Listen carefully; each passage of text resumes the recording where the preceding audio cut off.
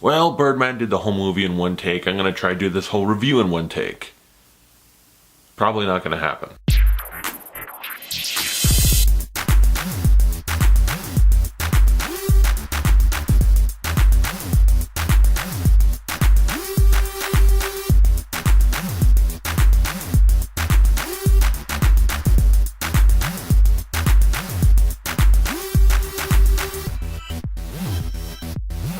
Birdman, or The Unexpected Virtue of Ignorance, but I'm going to review to it as Birdman in this review, is directed by Alejandro Inarritu, and it stars Michael Keaton, Edward Norton, Emma Stone, Zach Galifanakis, and Naomi Watts. And it's about Michael Keaton's character, who used to play a famous superhero role, Birdman, and has since become a washed-up actor that hasn't got anything going, and he feels like he has no place in this world. And so he's doing a play adaptation of a book that he's written, directed, and starring in to try and make himself feel like he's important in this world and actually has a place, and that he's not washed up and he's still relevant. And his play is pretty much crumbling around him, and while that's happening, his life is too. He's got an estranged daughter played by Emma Stone, and he's trying to reconnect with her, and there's also Edward Norton, who plays a replacement actor that comes in and sort of tries to take over the set. He's like, I'm all about the truth in this art. And yeah, and he's really kind of possessive over it, trying to really put his input in and kind of take over the whole play. But off stage, he's not even like that. He feels like he's a fake in real life, but when he's acting, that's the real version of himself. And Michael Keaton's character, well, like, his whole crew's got their whole problems, his thing's falling apart around him. He's also got the problem of dealing with a sort of split personality disorder where he's hearing the voice of Birdman in his head telling him to do things like, hey, do this, do that, listen, I'm Birdman. And Batman. And there's also a surreal element of superpowers? Not sure. That could actually be a surreal element put in a pretty regular happening of just trying to make a movie, and yes, this person has superpowers. That might be, or it might just be in Michael Keaton's head. I'm not completely sure. Since this movie came out, I've wanted to see it, and I've not been able to, and it's like, oh, I'm hearing such great things. It's got all these Oscar nominations at this point, and I finally got to see it, and this movie does indeed live up to the hype. This movie is seriously not only the best movie I've seen from 2014, but it's one of the best movies I've seen in a long time. This movie just might etch a little place in my soul as one of my new favorite movies of all time. I'll have to see it a couple more times to be sure, but like, first reactions was like, whoa. This movie is amazing, and you gotta start off with the direction, because besides Michael Keaton, I want to talk about Alejandro Inarritu first, because this guy, man, this guy did an awesome job. Something he wanted to do with this movie was have it be basically one long tracking shot. If you've heard anything about the movie, you've probably heard that, and so it's redundant to talk about, but yeah, it does pretty much look like one long tracking shot. There's a couple times where you notice, okay, quick cut right here and here to see something. And it's not even connected to the story, really. It's just something else for the purpose of good imagery to represent something that probably couldn't get across in the movie. But during the movie itself, there's maybe one or two times where you'd be like, that's probably where they cut. But besides that, it is just perfect. I could not tell. And I honestly couldn't tell where they would have cut it, because it's edited to look like one long tracking shot. They couldn't actually, but it's edited and it looks perfect. You watch it, it's like, I really don't know where they would be cutting right now. And I'm a fan of tracking shots to no end. I love tracking shots. It's just a great technique. I love that. It's just fun to look at. It's just the fact that you're in that environment more because the camera's falling, so you feel like you're right there with the characters doing this. Like Goodfellas, when you're walking through the club with them, stuff like that. It's awesome. And I think the most important movie to mention, other than this one, would be Alfred Hitchcock's Rope, which pretty much did the same thing, except there you could really tell the techniques of when they would cut, because someone would like back up into the camera and the screen would go black for half a second and then it would start again. It's like, ooh, that's pretty obvious. But then again, it was way before this movie. When did that movie even come out? Like the 30s or 40s? This movie, they got much more advanced techniques so they can do it slicker and less obvious. And also the tracking shot does, in fact, really fit the movie. Besides just by looking good, it deserves to be here, because if you think about it, the movie's about Michael Keaton trying to do a Broadway adaptation of something. So a movie about a play, you know, to use tracking shots, it makes sense. It mirrors the effect of watching a play where it all happens in front of you. It's not a movie, there's no cuts everywhere. And the filming style itself just sucked me into the movie. I loved it. It added a good bit of tension, and also to go with that was the soundtrack, because it's all a drum set. And it feels like the guy who did the soundtrack just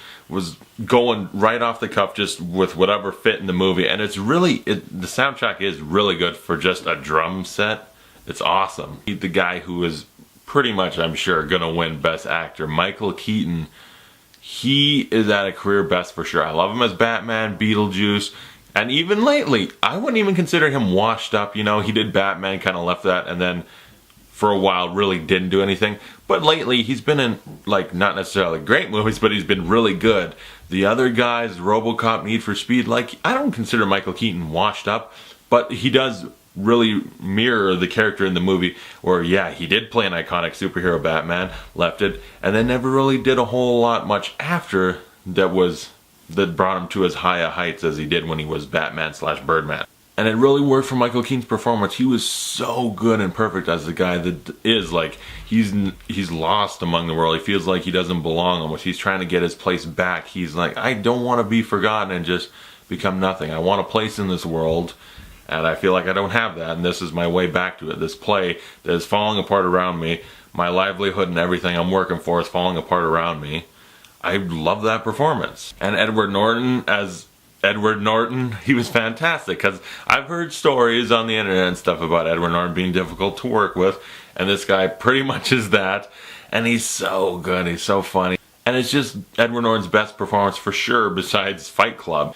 And Emma Stone as Michael Keaton's daughter, she's got some drama going on, and she is so good in this movie. This is like, she's not doing Spider-Man movies anymore. She can be back to being a good actress in good movies. And yeah, she is, like, this is her best performance of her career for sure. She is so good in this movie. Definitely deserves the Oscar nomination, as do Michael Keaton and Edward Norton. Zach Galifanakis in this movie, I didn't expect to love as much as I did. I was like, wow, he's really, really good in this. He was so good. And Naomi Watts is really good. Like, this whole cast is just really pitch perfect good. They fit the material and they do a great job. And you gotta credit all of them for that because of how hard it must have been, considering, okay, we're gonna film 15 pages at a time. Go. We're not cutting. It's like, that's a lot to remember. Okay, and they did it all perfect. They hit their marks and never messed up or anything. That takes a lot of skill and talent, and they have it, because that would be so hard to do. Pretty much like a Broadway play. You gotta remember everything because it's all happening at once. There is no cut or take. So again, the movie fits the setting of the movie, and it really works. The actors deserve so much credit, and the director himself, Alejandro Inarritu, really, that's very ambitious, and it really, really paid off. It's also about film critics a little bit, and it said a lot of things about film critics about how they just using big words and labels that mean nothing. They're just trying to get something that you would see on a poster or a Blu-ray cover to describe a movie. They're not using real emotion anymore. They're not putting themselves in the movie and like, I felt this way, and this is why I like the movie and stuff. They're just doing whatever, not even a real opinion, just trying to get famous by having, oh, I used this big word, quote, mesmerizing. Film criticism gets deconstructed in the movie. It's like, this is a good scene, man. This is awesome. And I was happy that when he was tearing it apart, I never heard anything that made me think, oh, he's talking about me, I'm a piece of shit. The movie also takes a little bit of a fun little jab at like big blockbuster action movies. Not in a way where it's like, these things are bad and should die, but it's just kind of like, yeah, we have talkie movies like this, and then we also have big explosion nonsense movies, and yeah, this isn't one of those. So it wasn't necessarily damning them, but it had like a fun little wink jab, like, huh? You wanted one of these, huh? Just pick any character, they got their arc and a new thing that the movie is about.